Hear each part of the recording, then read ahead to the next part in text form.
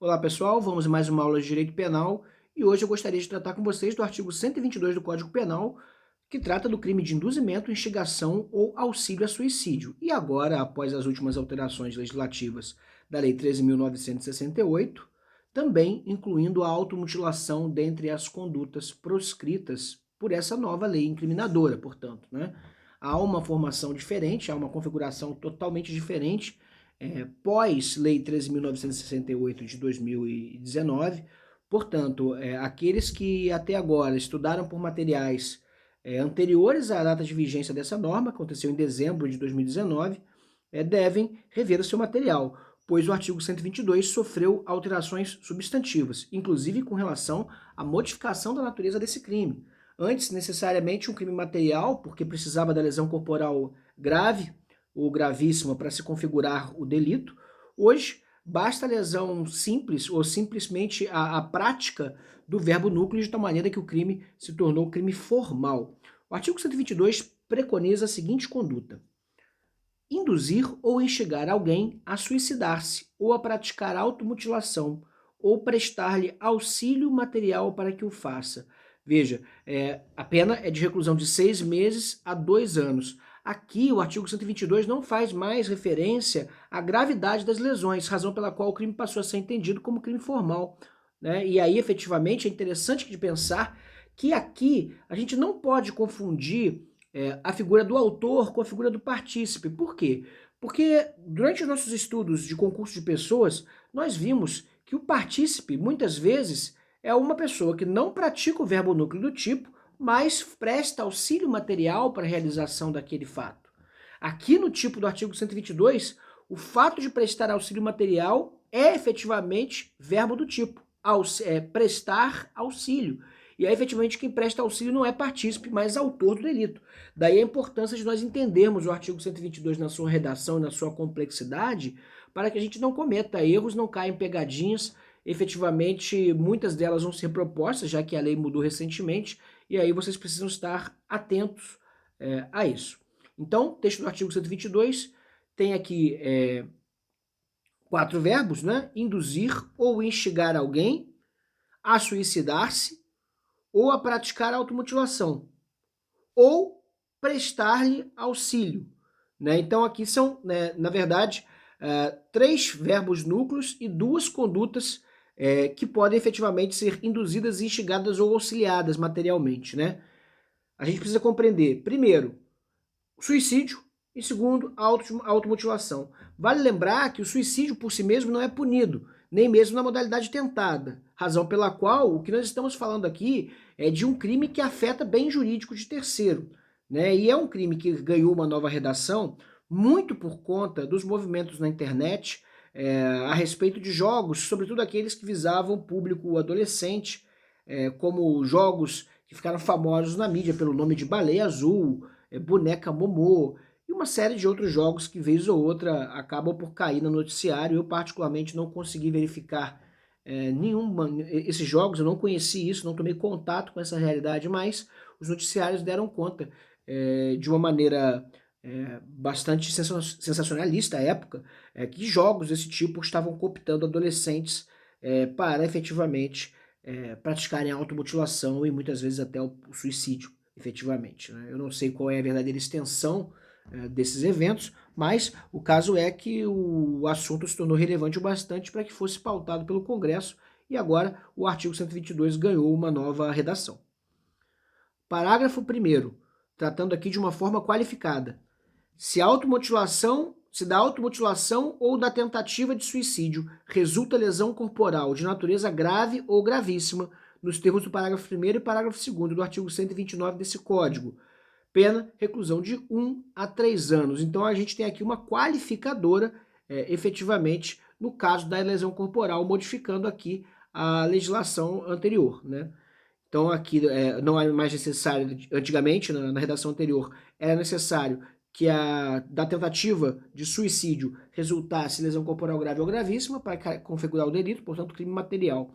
Agora, efetivamente, não é mais necessário que se configure essa lesão em extensão, Mas, no caso da lesão se configurar na extensão, ou seja, grave ou gravíssima, aí nós temos uma modalidade qualificada do delito, cuja pena é de 1 a 3 anos, a mesma pena do homicídio culposo. Importante notar, né? Parágrafo 2º. Se o suicídio se consuma ou se da automutilação resulta a morte. Né? Então a gente tem o caso de uma pessoa que se suicida efetivamente com base, como consequência lógica das condutas do agente, né? Ou que no ato de se automutilar efetivamente vem a óbito, por exemplo, quando a pessoa pratica cortes automutilatórios e a partir daí pode morrer em decorrência dos sangramentos. Né? Na hipótese disso acontecer, a pena é de 2 a 6 anos. E aí a hipótese do parágrafo 3º, ainda falando de que a pena é duplicada se o crime é praticado por motivo egoístico, torpe ou fútil. Aqui valem aquelas mesmas qualificadoras que assistem ao crime de homicídio, né? No caso do motivo egoístico, torpe ou fútil, ou seja, a pessoa induz o suicídio da outra para obter alguma vantagem pessoal ou financeira. Imagine que um herdeiro induz o outro ao suicídio, sabendo da sua condição tendente à prática do suicídio, aí um herdeiro induz o outro a se matar para que efetivamente possa ficar com toda a herança, estando aí o motivo torpe, né? Ou que induz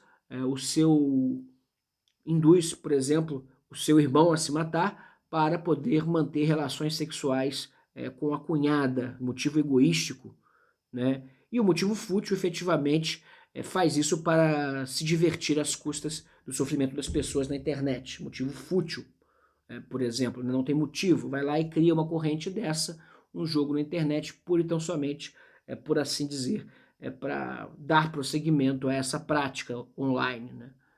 Então a gente teria aqui o caso do motivo fútil. Se o crime é praticado nessas circunstâncias, a pena então é duplicada. 2. Se a vítima é menor e tem diminuída por qualquer causa a capacidade de resistência. Hipótese da vítima que sofre de depressão, que sofre de alguma patologia de natureza comportamental ou, efetivamente, se é menor de idade, aí efetivamente as penas se aplicam em dobro. Né? Aqui está claro o âmbito de proteção dessa norma no sentido de vedar ou tentar punir com o máximo rigor essas condutas que mais recentemente chocaram a sociedade, visando sobretudo adolescentes com jogos virtuais, induzindo a prática de automutilação ou mesmo de suicídio. Né? Então está claro aqui que evidentemente o foco do legislador foi esse, dar o devido tratamento a essa questão que se mediatizou e aí efetivamente gerou a demanda por uma modificação na lei, uma lei que nunca havia sido modificada desde a sua edição inicial em 1940. Parágrafo 4º. A pena é aumentada até o dobro se a conduta é realizada por meio da rede de computadores, de rede social ou transmitida em tempo real, ou seja, lives, né?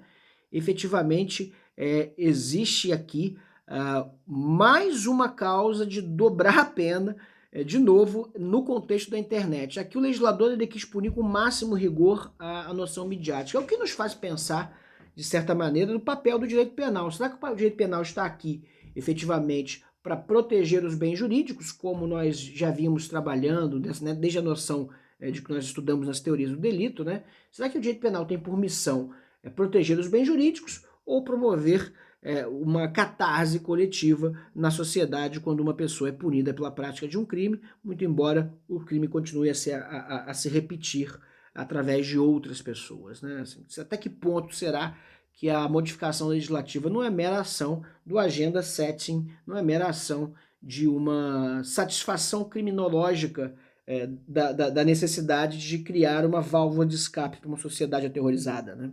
Até que ponto criar esse crime não é mais uma manifestação do punitivismo penal. Eu não gostaria de me aprofundar nessas análises, efetivamente porque eu nunca vi um processo desse crime, não sei da realidade desses delitos, não conheço ninguém que tenha efetivamente passado por isso, senão durante as notas dos jornais, durante 1 ou 2 semanas, manchetes atrás de manchetes, sem que nada efetivamente pudesse se averiguar de concreto e real sobre a ação organizada de pessoas com esse intuito.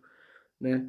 De qualquer maneira, está aqui presente mais uma causa de aumento de pena, né? E uma quinta, e aí no parágrafo 5º, mais uma delas, agora dessa vez aumentando na metade, se o agente é líder ou coordenador de grupo ou de rede virtual, ou seja, se ele é um moderador do grupo de WhatsApp, né? Se ele é o administrador do grupo de WhatsApp, se ele é efetivamente o dono da comunidade no Facebook, onde isso acontece, ou na outra rede social, e aí efetivamente percebe que todo o design desse dispositivo foi pensado efetivamente para a rede mundial de computadores, né? Da contemporaneidade. Parágrafo 6º. Se o crime de que trata o parágrafo 1º desse artigo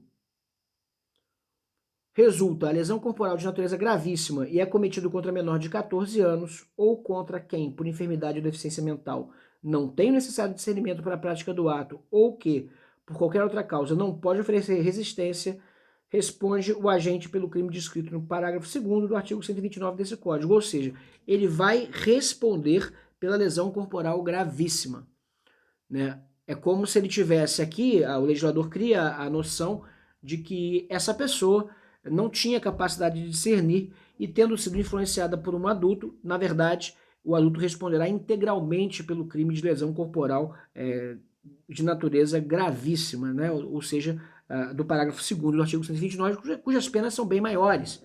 Então responderia como se tivesse praticado ele próprio a automutilação ou a tentativa de suicídio que gerou a lesão corporal grave, né? Uma topografia legislativa bastante curiosa, não é o convencional, mas efetivamente é o que nós temos aqui, certo?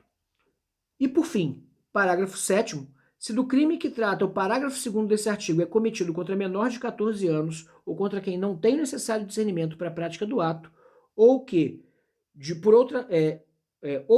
por qualquer outra causa, não pode oferecer resistência, responde o agente pelo crime de homicídio nos termos do artigo 121 desse Código. Ou seja, na hipótese em que efetivamente o suicídio se consume, ele vai responder na hipótese da pessoa ser menor de 14 anos ou ter algum problema com relação ao seu discernimento, ou uma dificuldade de discernimento, ou por qualquer razão de doença, ou mesmo pelo desenvolvimento mental natural. Se a pessoa não tem essa capacidade, o agente responde pelo resultado como se tivesse dado causa ao homicídio mesmo. Certo, pessoal? Então, analisar esse tipo penal sobre uma ótica completamente diferente daquela que era aplicada até 2019. Muito cuidado com a legislação sempre atualizada. Quem tiver algum questionamento, algum comentário, deixa aqui no canal. E aí, efetivamente, é o que nós temos para hoje. Muito cuidado com a questão da legislação desatualizada. Essa aqui é uma das raras exceções que alterou, de fato, o nosso Código Penal, né? O pacote de crime alterando, de fato, o Código Penal num dos seus tipos penais, né? Então, muito obrigado. Até o próximo vídeo.